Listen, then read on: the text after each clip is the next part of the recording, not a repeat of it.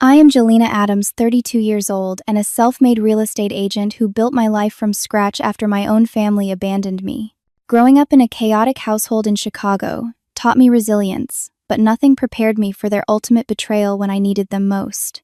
Finally, finding peace in my own home felt like victory, until that Tuesday morning when they showed up uninvited at my doorstep with suitcases.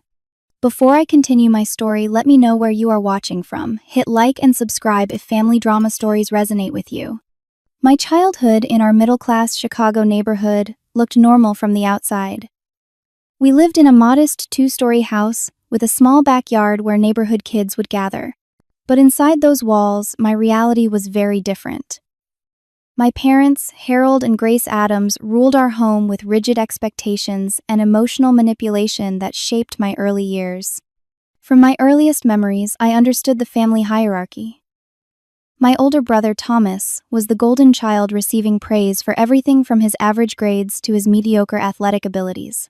My parents attended every one of his baseball games and framed his certificates, no matter how minor the achievement.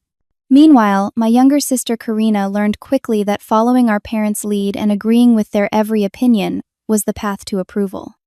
I never quite fit that mold.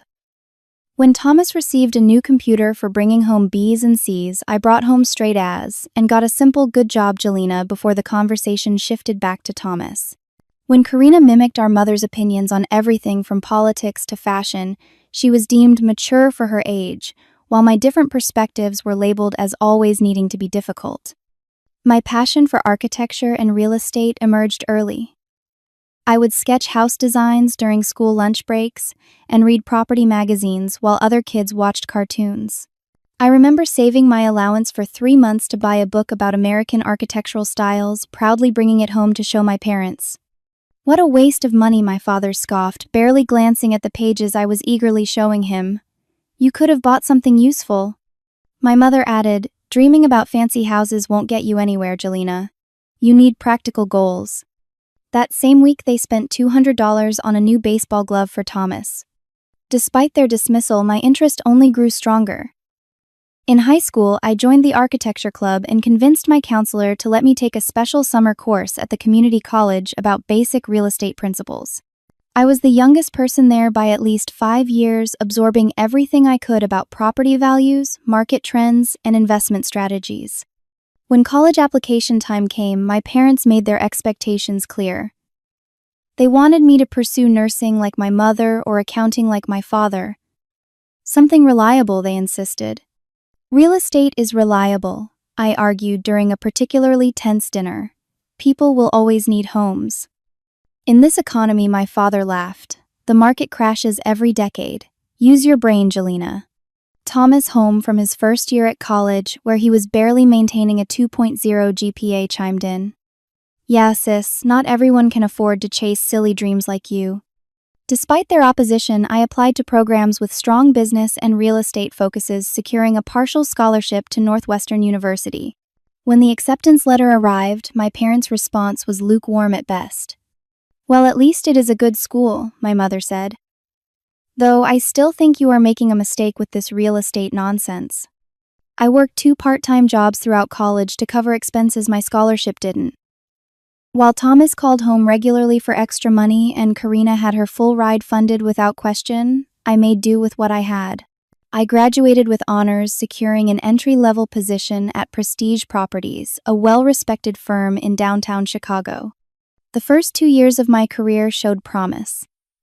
I worked longer hours than anyone else, volunteered for the difficult clients, and studied market trends in my spare time. By year 3, I was outperforming colleagues with twice my experience. My commission checks grew, allowing me to rent a decent apartment and start building savings. My family's attitude shifted slightly with my success. Suddenly, they mentioned our Jelena, the real estate hotshot, at family gatherings, though the comments always carried an undercurrent of, "We will see how long it lasts." The first time they directly asked for my financial help came when Thomas needed money for a security deposit after being evicted from his apartment. "Just $3,000, my mother said during a Sunday dinner I had been reluctantly attending. "He will pay you back once he gets settled." Despite knowing the money would likely never be returned, I wrote the check. Thomas never mentioned it again, not even a thank you. 3 months later, Karina needed help with car repairs. Then my parents hinted about struggling with property taxes. Each time I helped despite their years of dismissing my choices. Family helps family, my mother would say whenever I hesitated, making me feel guilty for even considering saying no. I convinced myself that perhaps this was their way of finally accepting me. That by coming to me for help, they were acknowledging my success and validating the path they had once criticized. I wanted so badly to believe that I had finally earned my place in the family that I ignored the warning signs that they were simply using me as their personal bank. Little did I know how quickly their superficial acceptance would evaporate when my financial situation changed. When I could no longer provide for them, I would learn exactly where I stood in their eyes, and it was nowhere near the place I had hoped to occupy. The economic downturn hit the real estate market like a tidal wave. In the span of 3 months, housing sales in Chicago dropped 60%. Prestige properties, once bustling with activity, became eerily quiet. Listings sat unsold for months, and clients withdrew their properties from the market, hoping to wait out the storm. "We have to make some difficult decisions," Richard, the firm's owner, announced during a somber office meeting. "We simply cannot maintain our current staff levels."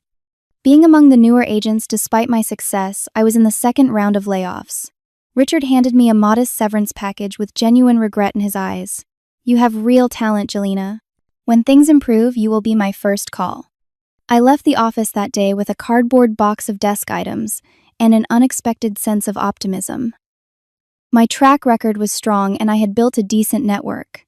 Surely another firm would snap me up quickly. I had enough savings to cover 3 months of expenses while I searched. This was just a temporary setback. But as weeks turned into months, my confidence began to waver. Every real estate office in the city was downsizing, not hiring. Even administrative positions in the industry had hundreds of applicants. My carefully accumulated savings dwindled as rent, utilities, and student loan payments continued without pause. By month 4 of unemployment, I was skipping meals to stretch my budget and had received the first warning about late rent. That evening, I swallowed my pride and called my parents. Our conversation played out like a poorly written tragedy. "Mom, I hate to ask, but I am in a tough situation right now." I began, each word painful to speak. "The market crashed and I lost my position. I have been looking for work nonstop, but nothing has come through yet. I might need a small loan for next month's rent until I find something." The silence on the other end lasted several seconds before my mother responded, her voice noticeably cooler. "Oh, Jelena, this is exactly what your father warned you about, isn't it? Real estate is so unstable. No sympathy, no concern for my well-being. Just the satisfaction of being right about my career choice. I understand that, Mom, but right now I just need some help getting through this month. I can pay it back as soon as I am working again." "Well, we have already committed to helping Thomas with his graduate school application fees, and Karina needs new tires for her car. We are not made of money, you know." The same Thomas who had dropped out of 2 programs already. The same Karina who had received a new car from them just last year. "Please, Mom, I might lose my apartment. Maybe you should have chosen a more stable career path like we suggested. Or saved more when you were making all those commissions you bragged about." I had never bragged, and a significant portion of those commissions had gone to helping them and my siblings. My father got on the line then. "Jelena, you made your bed by ignoring our advice. Part of being an adult is dealing with the consequences of your choices. We cannot bail you out every time your unstable industry takes a downturn." Every time. This was the first time I had ever asked them for anything. The rejection stung, but what came next was worse. My family did not just refuse to help. They seemed to take pleasure in my struggle. Thomas called a few days later, not to offer support, but to rub salt in the wound. "Heard you are having trouble with your dream career," he said, laughter in his voice. "Maybe now you will listen to Mom and Dad about getting a real job." Karina was no better. I later learned she had been telling extended family members that I had been irresponsible with my money, spending lavishly on designer clothes and vacations, when in reality, I had lived frugally and invested wisely until the market collapsed. The final blow came during a family dinner. I was reluctantly attending, hoping against hope that seeing me in person might stir some compassion. Instead, it became a public humiliation session. Jelena was just telling us how she might be moving to a more affordable place, my mother announced to everyone at the table, though I had shared this information privately. Maybe she can finally learn the value of practical career choices, my father added. Remember when you told me my business management degree was boring compared to your exciting real estate career? Thomas smirked across the table. Who is struggling now? The words that cut deepest came from my mother as I was leaving. Maybe if you had listened to us, you would not be in this mess. We always knew this would happen. 2 weeks later, my parents called to discuss the annual family vacation they still planned to take, despite the economic downturn. They expected everyone to contribute $500 regardless of circumstance. I literally cannot pay my rent, I explained. There is no way I can afford a vacation right now. Well, that is your choice, my mother said coldly. But if you are not invested enough to prioritize family time, perhaps you should reconsider what family means to you. That was the last conversation we had before they cut me off completely. No calls, no texts, no acknowledgement of my existence. I was excised from the family for the crime of being unable to fund their vacation while facing homelessness. As I sat in my apartment that night, surrounded by past due notices and job rejection emails, I finally understood the conditional nature of their love. I was only valuable to them when I was financially useful. Now that I needed help, I was disposable. The eviction notice arrived on a Tuesday, giving me 72 hours to vacate my apartment. I sat on the kitchen floor back against the refrigerator, reading the legal language through tears. 3 years of building my life in this space gone. The shame felt suffocating. With nowhere else to turn, I called my colleague and casual friend Anita Reynolds. Our relationship had mostly revolved around office happy hours and the occasional lunch. But she was the only person I could think of who might understand without judgment. Of course you can stay with me, Anita said without hesitation after I explained my situation. My couch is yours for as long as you need. That couch became my home for the next 3 months.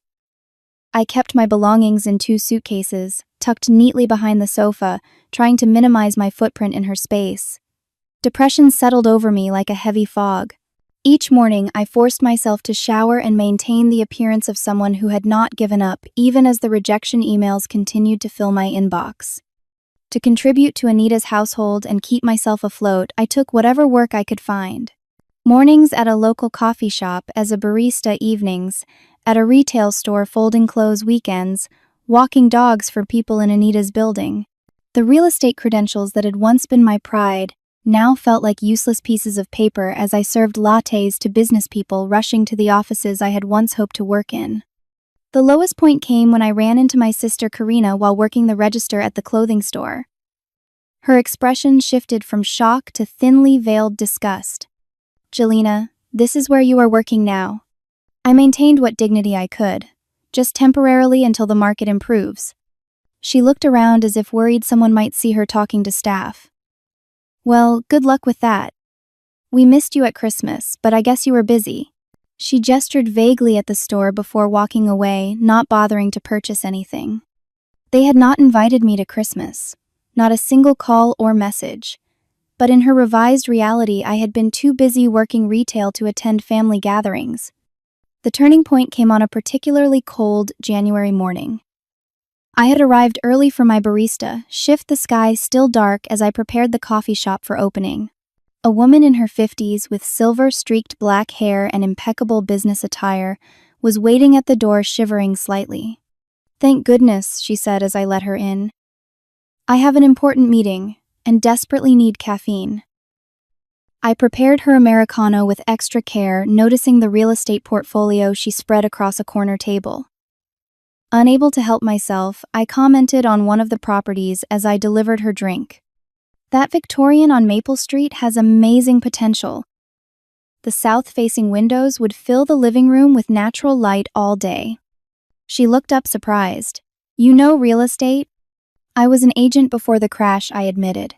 Now I just serve coffee to people who still have careers. Instead of the pity or dismissal I expected, Sydney Willis handed me her business card. I run a small boutique agency focusing on historic properties. We have survived the downturn by specializing. Come by my office when your shift ends. I might have something for you. That something turned out to be an entry-level administrative position at Willis Historic Homes. The pay was barely above minimum wage, but it was in real estate. For the first time in months, I felt a flicker of hope. "I cannot offer much to start," Sydney explained in her straightforward manner. "But you will learn every aspect of specialized real estate from the ground up. If you work hard, there is room to grow." I started the following Monday, arriving an hour early and staying late every day. No task was beneath me, from filing paperwork to cleaning the office kitchen. I absorbed everything Sydney was willing to teach, asking questions during lunch breaks and studying market reports in the evenings. Anita celebrated my small victory by helping me find an affordable room to rent in a shared apartment. The space was tiny, barely fitting a twin bed and small desk, but it was mine. I taped a single photograph to the wall, not of my biological family, but of the office team at Prestige Properties. A reminder of what I was working to reclaim. 6 months into working for Sydney, she trusted me to handle client calls and paperwork for closings. At 9 months, she sent me to represent her at a small property showing when she had a scheduling conflict. The clients, a young couple buying their first home, responded well to my thorough knowledge of the property and neighborhood. "You have good instincts with people," Sydney noted after they made an offer. "Perhaps it is time to renew your real estate license." My first commission check as part of Sydney's team was modest by my previous standards, but felt like winning the lottery. I celebrated by paying Anita back for her generosity and moving to a studio apartment of my own. The space was small, but represented independence, regained through my own efforts. Throughout this period of rebuilding, I began therapy sessions at a community center, offering sliding scale fees. Dr. Lisa Chen helped me process the family abandonment that still felt like an open wound. "What your family did was not a reflection of your worth," Dr. Chen reminded me during particularly difficult sessions. "Their conditional love speaks to their limitations, not yours." Slowly, I began to build what Dr. Chen called a chosen family.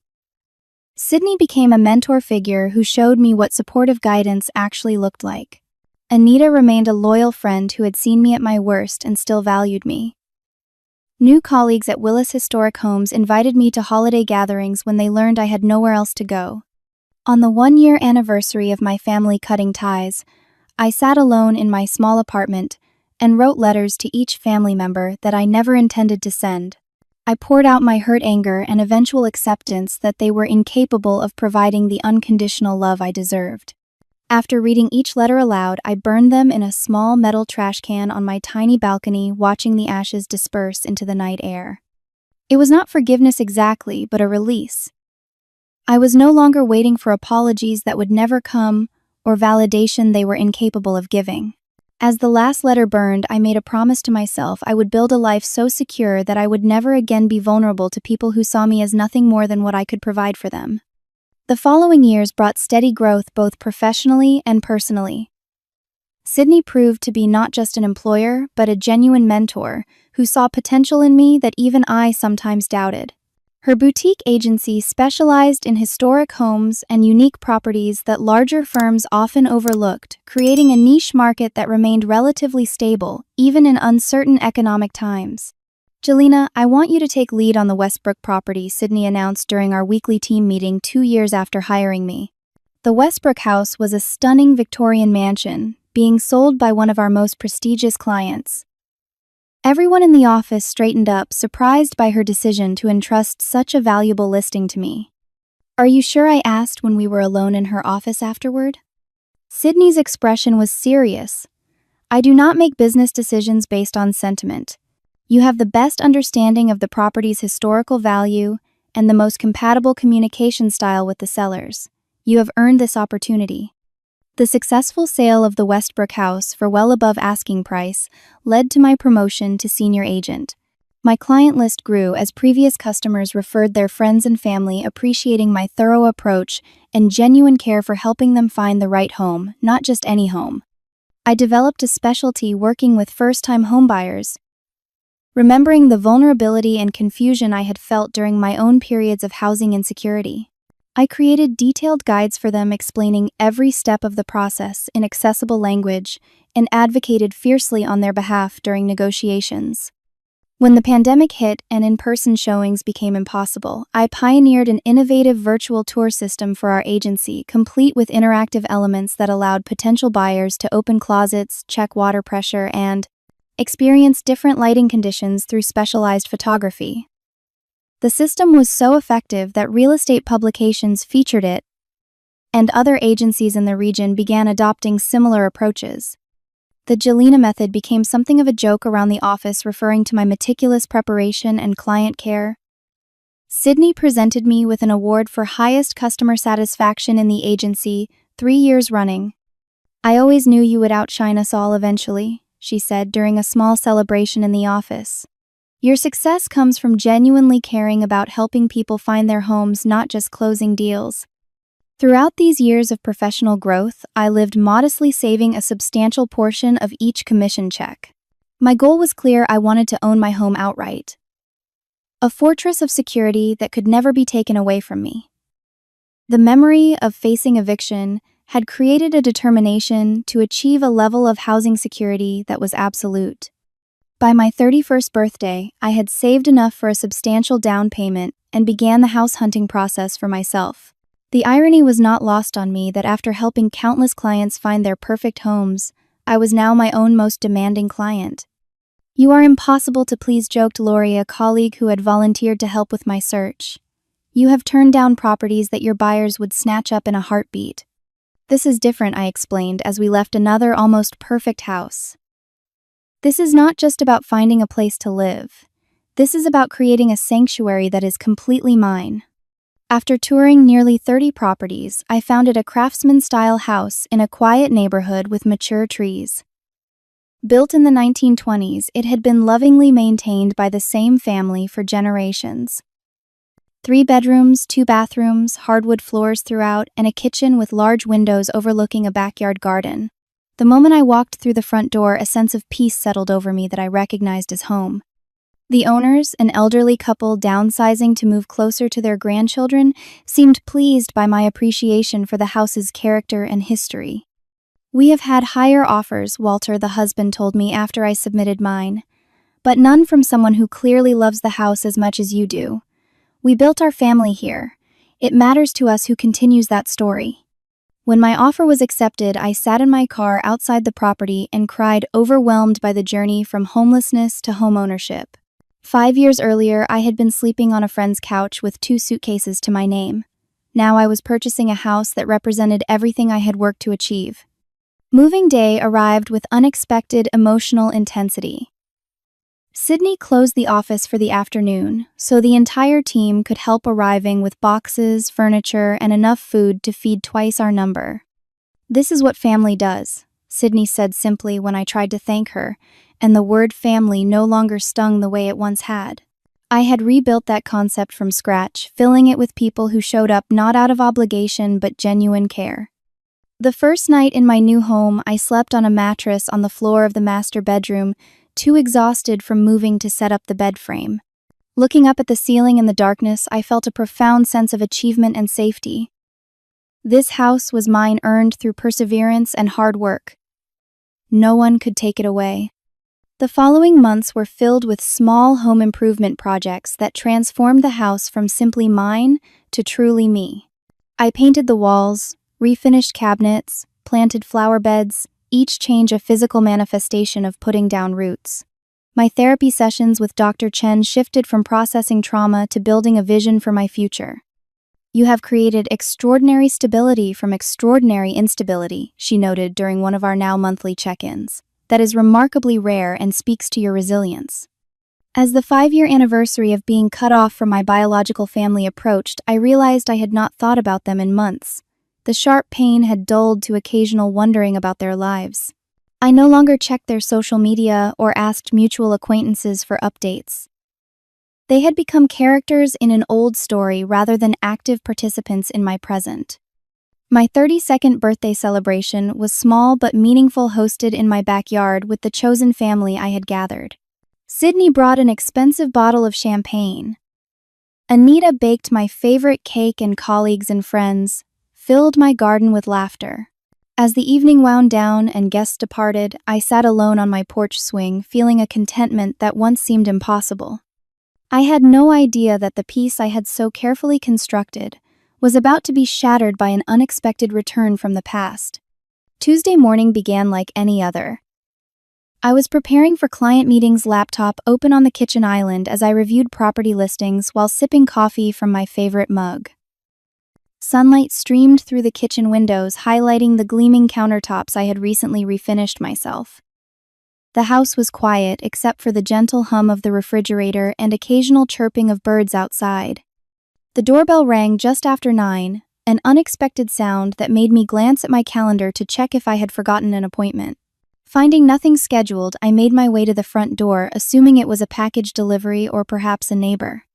Nothing could have prepared me for the sight that greeted me when I opened the door.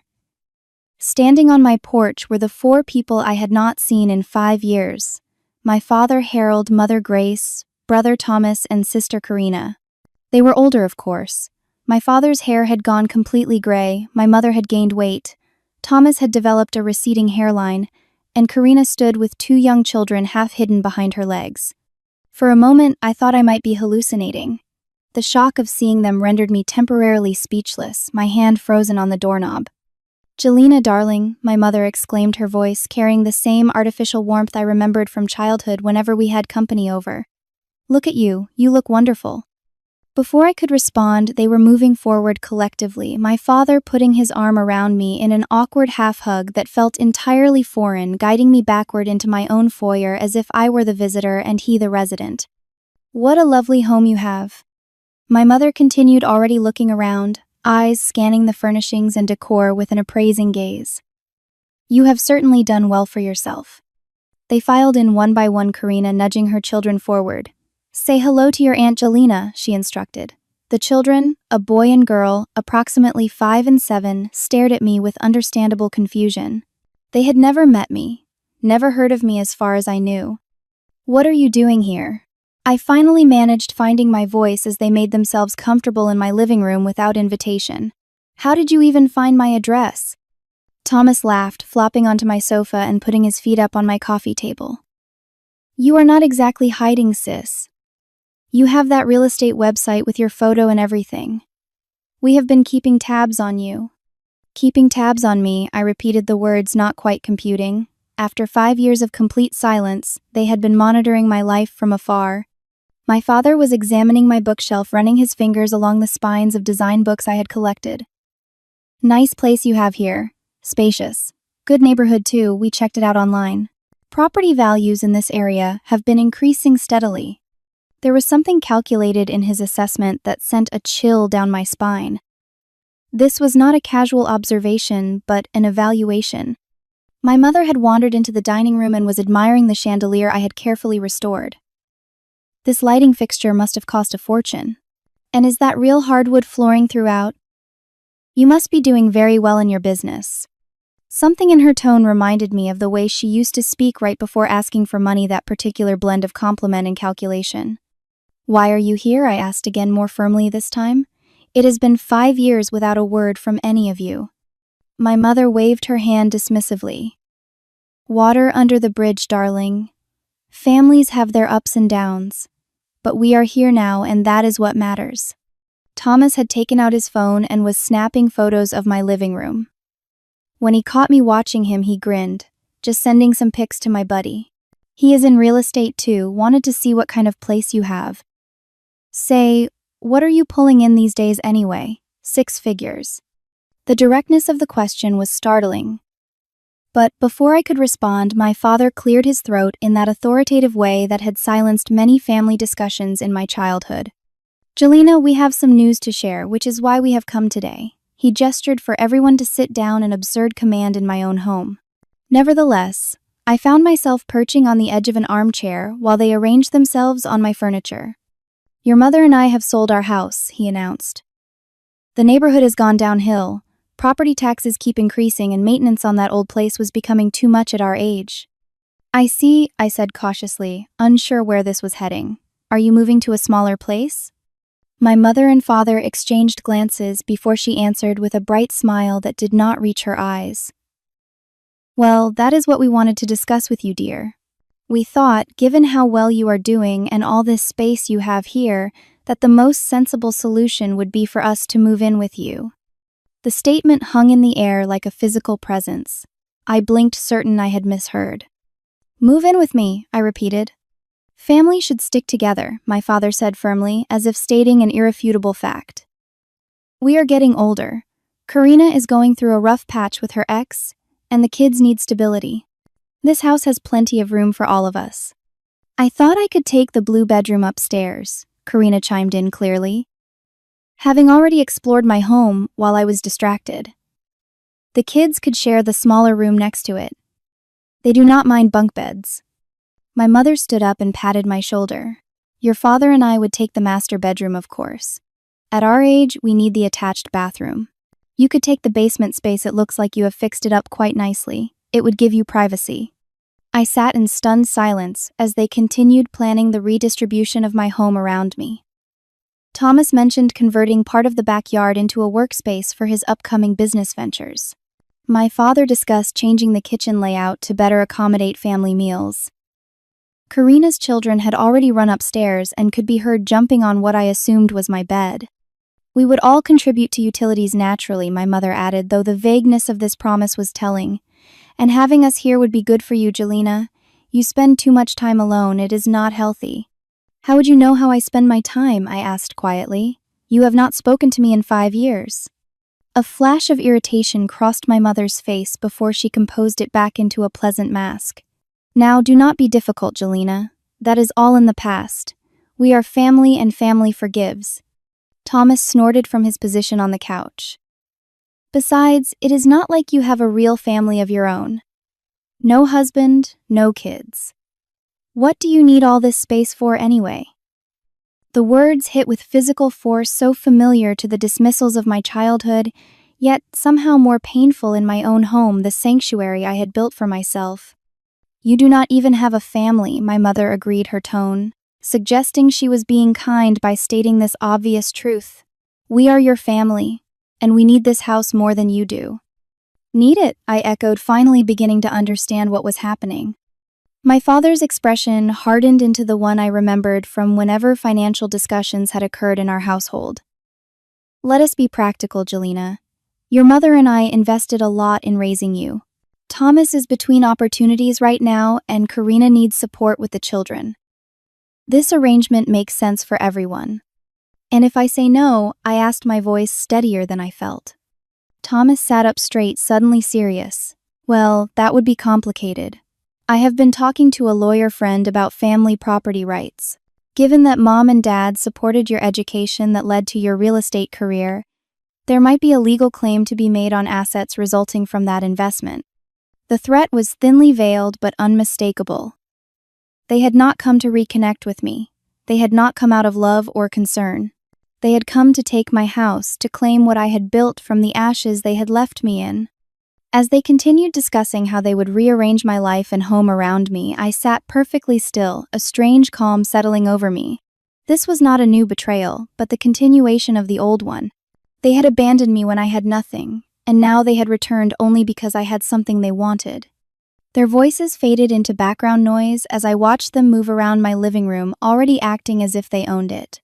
5 years of hard work of rebuilding myself, piece by piece, of creating safety and stability, and they thought they could simply walk in and claim it as their due. The decision about what to do next formed with crystal clarity in my mind. I need you all to leave, I said, standing up from the armchair.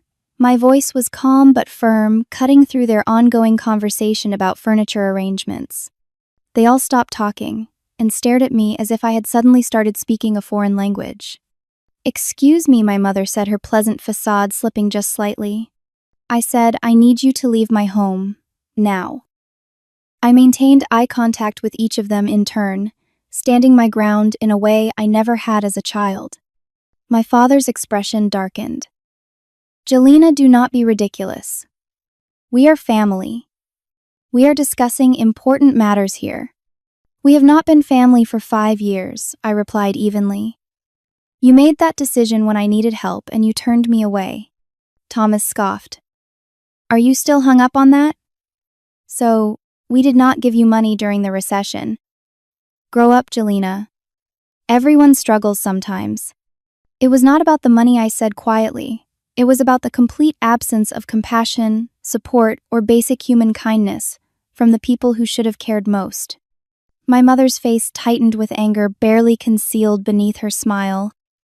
Now you are just being dramatic. We had our own concerns to deal with. Please leave, I repeated. This is my home purchased with my money maintained with my work. You are not welcome to live here. Karina, who had been relatively quiet until now, stepped forward. You always were selfish, Jelena. Some of us have children to consider. She gestured upstairs where her kids could still be heard running around. Do you really want your niece and nephew to be unstable? Those children are strangers to me, I pointed out. You never made any effort to include me in their lives until you needed something from me. My father abandoned any pretense of friendliness. Listen here, Jelena. We raised you, fed you, clothed you, put a roof over your head for 18 years. Everything you have now is because of what we gave you. You owe us. I owed you respect and love as a child, which I gave freely, despite how little I received in return, I acknowledged. As an adult, I owe you nothing, especially after you abandoned me when I was at my lowest. Thomas stood up, his posture becoming threatening. You are making a big mistake here, sis. I was not joking about legal action. We can make things very difficult for you. On what grounds, I asked, genuinely curious about what fiction they had invented. Financial support during your education, emotional distress for your parents in their senior years, family property rights, he listed off, clearly bluffing. My lawyer friend says we have options. Your imaginary lawyer friend is giving you very poor advice, I replied. Now, for the last time, please leave my home voluntarily. My mother's voice turned saccharine, a tactic I recognized from childhood when intimidation had failed. Jelena, sweetie, we are just trying to find a solution that works for everyone. Surely we can discuss this reasonably as a family. We discussed everything reasonably 5 years ago when I asked for help to avoid homelessness and you told me I deserved to struggle because of my career choices, I reminded her. That discussion is long over. The tension in the room was palpable. My father stepped toward me, using his height to try to intimidate me as he had throughout my childhood. We are not leaving, he stated flatly. This house has plenty of room for all of us. And frankly, you have no legal grounds to deny shelter to your elderly parents. We will be moving our things in this weekend. End of Lear N.U. sakes. I nodded, once maintaining my composure. I see. Excuse me for a moment. I should get some refreshments if we are going to continue this conversation. The look of triumph that passed between my parents was almost comical in its transparency. They thought they had won, that I had capitulated under pressure, as I always had as a child. In the kitchen, I closed the door behind me and took out my phone. With steady fingers, I dialed 911. 911, what is your emergency? The dispatcher answered. I need assistance with removing unwanted individuals from my home who are refusing to leave and making threats. I explained calmly, keeping my voice low. They are family members who have shown up unannounced and are now claiming they intend to move in against my wishes. After providing my address and confirming there was no immediate physical danger, I was assured officers would arrive shortly.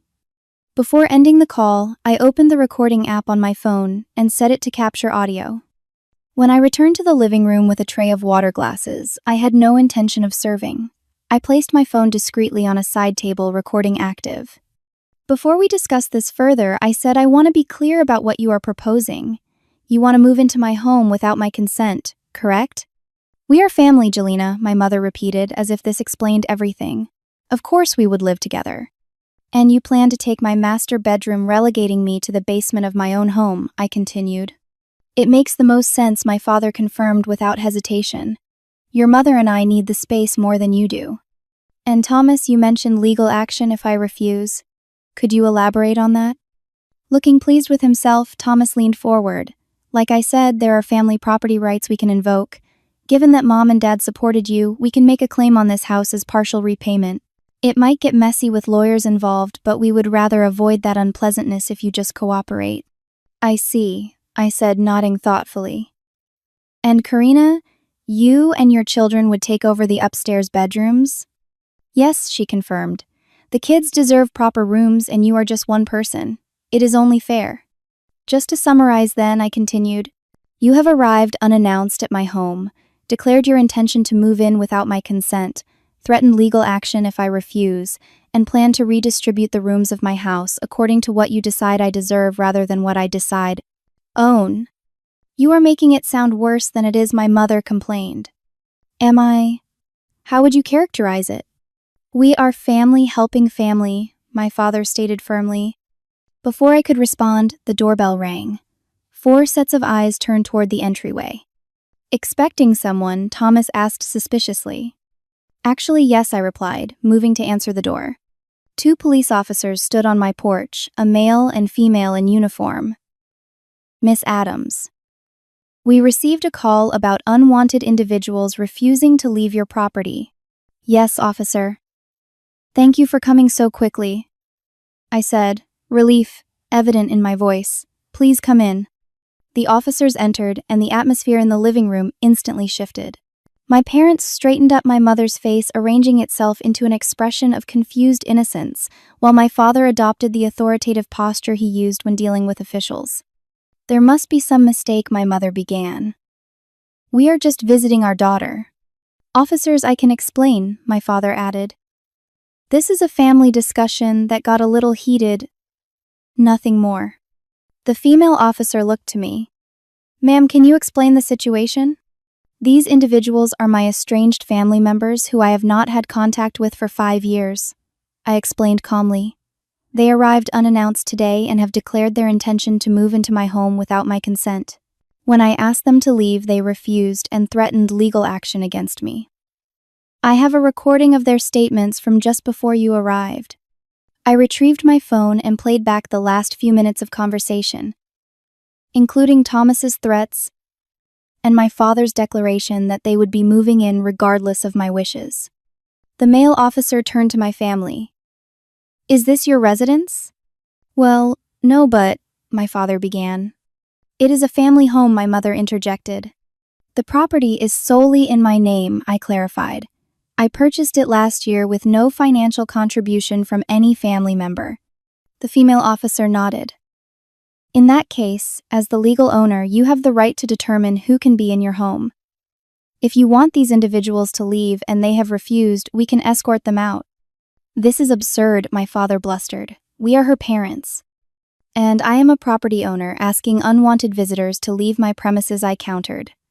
Sir, ma'am, the male officer addressed my parents. You need to gather your belongings and exit the residence now. If you refuse, you could be charged with criminal trespass. Karina began crying, a tactical display I recognized from childhood. Officers, I have children upstairs. Surely you would not throw children out. Your children are welcome to remain with their legal guardian, which I assume is you, the female officer replied.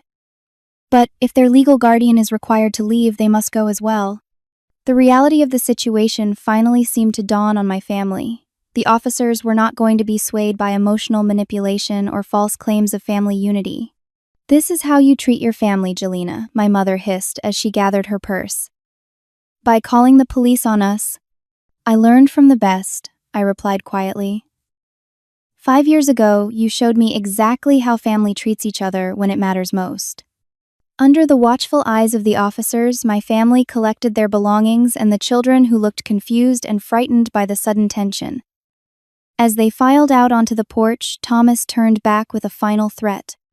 This is not over, Jelena. We have rights. Sir, any further threats could be considered harassment, the male officer warned. I suggest you leave peacefully and contact a lawyer if you believe you have legitimate legal claims. After they had gone, the female officer provided me with information about obtaining a restraining order. Based on the recorded threats, you would likely have grounds if you feel unsafe. Thank you, I said, suddenly exhausted as the adrenaline began to fade. I appreciate your help. Family situations can be the most difficult, she acknowledged with a sympathetic nod. Make sure all your doors and windows are secure and do not hesitate to call again if they return. After the officers left, I sat alone in my living room, the house eerily quiet after the chaos. The space that had felt like a sanctuary that morning now felt violated, as if my family's brief presence had left an invisible stain on the rooms they had so casually planned to claim. That afternoon, I made 3 phone calls, first to a security company to install a comprehensive system with cameras, then to my therapist, Dr. Chen, for an emergency session, and finally to a lawyer specializing in family law to ensure I was protected from any frivolous legal claims. Based on what you have described, they have no legitimate claim to your property, the lawyer assured me. But documenting everything is crucial. The recording was a smart move. The violation I felt was profound, not just of my physical space, but of the life I had so carefully constructed from the ruins they had left me in 5 years ago. Yet, beneath the hurt and anger, I felt something unexpected: strength. I had faced them on my terms in my space, and I had not crumbled under their pressure or manipulation. For the first time in my life, I had stood my ground against them and won. The days following my family's invasion felt surreal. I would find myself startling at ordinary sounds, half expecting to see them standing in my living room again. The security system installation brought some peace of mind, but the psychological security I had built over 5 years felt fundamentally shaken. What you are experiencing is a secondary trauma, Dr. Chen explained during our emergency session. The first trauma was their abandonment. This new intrusion has reopened that wound, but also added a new violation: the threat to your physical security and home. I nodded, struggling to articulate the swirl of emotions. The thing that keeps bothering me is that they watched me for years, tracking my success from a distance, never reaching out until they saw something they wanted. That realization is painful but important, Dr. Chen noted. It confirms what you have suspected about the conditional nature of their connection to you. They did not come back because they missed you or regretted their actions. They came back because you had something of value to them. The blunt assessment hurt, but also validated my experience. I had not imagined or exaggerated their exploitation. It was real, documented now in police reports and audio recordings. My chosen family rallied around me in ways my biological one never had. Sydney arrived the evening after the incident with dinner and a bottle of wine, sitting with me until late, offering both practical advice and silent companionship when words failed. "You did everything right," she assured me. "You protected yourself with remarkable clarity in a situation designed to confuse and manipulate you." Anita organized a house cleansing gathering that weekend, bringing friends to help me rearrange furniture, sage the rooms at her insistence, and fill the space with new positive energy. We moved the living room layout, completely buying a new sofa to replace the one my family had claimed so casually. Sometimes you need to reclaim your space physically before you can reclaim it emotionally, Anita explained as we pushed the last piece into place. The support extended beyond my immediate circle. When I shared what had happened with my regular clients, many sent cards, flowers, and words of encouragement. One client, a retired judge, offered legal connections if I needed them. Another, who worked in private security, provided additional consultation on protecting my home. In the weeks that followed, I found myself drawn to others who had experienced family estrangement. Through Dr. Chen's recommendation, I joined a support group for adults navigating complex family dynamics and estrangement. The stories shared in that circle helped me understand that my experience, while painful, was not unique. Many others had faced similar betrayals and boundary violations from those who should have been most trustworthy. Family estrangement is rarely discussed openly, Margaret, the group facilitator, explained during one session. There is so much shame associated with it, as if having toxic family members is somehow a personal failure rather than a circumstance beyond your control. Those words resonated deeply. For years, I had carried a sense of failure around my family relationships, wondering what I could have done differently to earn the love and support that seemed to come so naturally in other families. Now I was beginning to understand that some people simply lacked the capacity to love unconditionally, and no amount of achievement or compliance on my part would change that fundamental limitation. 3 months after the incident, I decided to channel my experience into something constructive. Drawing on my real estate expertise and personal history with housing insecurity, I established a small foundation to help young adults who had aged out of foster care or experienced family estrangement secure stable housing. Starting with just 2 beneficiaries, the program provided security deposit, assistance, financial literacy, training, and mentorship through the renting process. Having a safe place to call home is not just about physical shelter, I explained to Sydney when sharing my plans for the foundation. It is about creating a base of security from which everything else becomes possible. You are taking your pain and transforming it into purpose, Sydney observed. That is the mark of true resilience. The foundation work became a healing practice, allowing me to support others facing the isolation I had once endured. Each young person who secured stable housing through our program represented a small victory against the insecurity that family rejection often created. 6 months after my family's attempted takeover, I received an unexpected email from my brother Thomas. Unlike the threats he had made on my porch, his message seemed genuinely reflective. "I have been doing a lot of thinking since that day at your house," he wrote. "While I cannot speak for our parents or Karina, I want to acknowledge that what we did was wrong both 5 years ago and recently. Your success triggered my insecurity, and I lashed out instead of acknowledging my own poor choices. I understand if you never want to speak to me again, but I wanted you to know that I am sorry for my part in hurting you." I read the email multiple times, searching for the manipulation that had characterized our previous interactions. Dr. Chen helped me process my conflicted response. "You do not owe him forgiveness or a relationship," she reminded me. "But if you are curious about whether his change is genuine, you can explore that cautiously, with strong boundaries in place." After careful consideration, I agreed to meet Thomas at a public coffee shop, neutral territory where I felt safe. Our conversation was awkward at first, years of hostility and hurt, creating a chasm between us. But as we talked, I sensed something different in his demeanor, a humility that had never been present before. "Watching you build your life from nothing after we abandoned you made me realize how little I have accomplished, despite all the advantages I was given," he admitted. "It was easier to resent you than to face my own failures." "What about Mom and Dad?" I asked.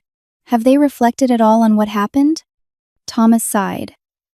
"They are still living in their own reality, where they did nothing wrong. Dad talks about your betrayal in calling the police, as if showing up to claim your house was perfectly reasonable. Karina follows their lead as always." I nodded, unsurprised but still disappointed. "And you? What do you want from reconnecting with me?" "Honestly, nothing practical," he replied. "I have started therapy and am trying to build a life based on my own efforts rather than taking from others. I just wanted to acknowledge the harm I participated in and see if over time we might find a way to have some kind of relationship as adults on your terms." That conversation marked the beginning of a cautious reconnection with Thomas.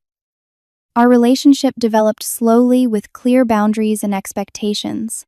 He never asked for money or favors, seemed genuinely interested in my life, and respected my need for distance from our parents and Karina, who continued to make occasional attempts to contact me with thinly veiled requests for assistance. As my 33rd birthday approached, I reflected on the journey of the past 6 years. From homelessness to homeownership, from abandonment to building a chosen family, from vulnerability to strength. My house had become more than property. It was the physical manifestation of my resilience, a space I had earned through perseverance and protected through courage. The most profound lesson I had learned was about the true meaning of family. Blood relation, I now understood, guaranteed nothing beyond shared genetics.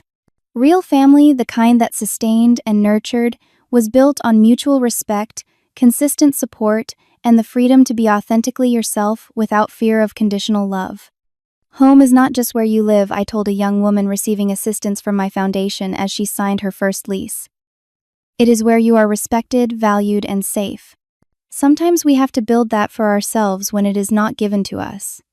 That truth had cost me dearly to learn, but its value was immeasurable. In losing the family I was born into, I had gained the clarity to build the life and relationships I truly deserved, founded not on obligation but on genuine connection and care. As I sit in my garden writing this reflection, I am struck by the peace I have found after such turbulence. The house stands solid around me, my sanctuary rebuilt stronger after being threatened. The chosen family I have gathered continues to expand each relationship, adding richness to my life without the toxicity I once accepted as normal. What does family mean to you? Is it defined by blood or by actions? Have you ever had to create boundaries with toxic relatives to protect your peace? Share your thoughts in the comments below, and if this story resonated with you, please like, subscribe, and share with someone who might need to hear that creating your own definition of family is not just possible, but sometimes necessary for your well-being. Thank you for joining me on this journey, and remember that you deserve relationships that honor your worth, not just use you for what you can provide.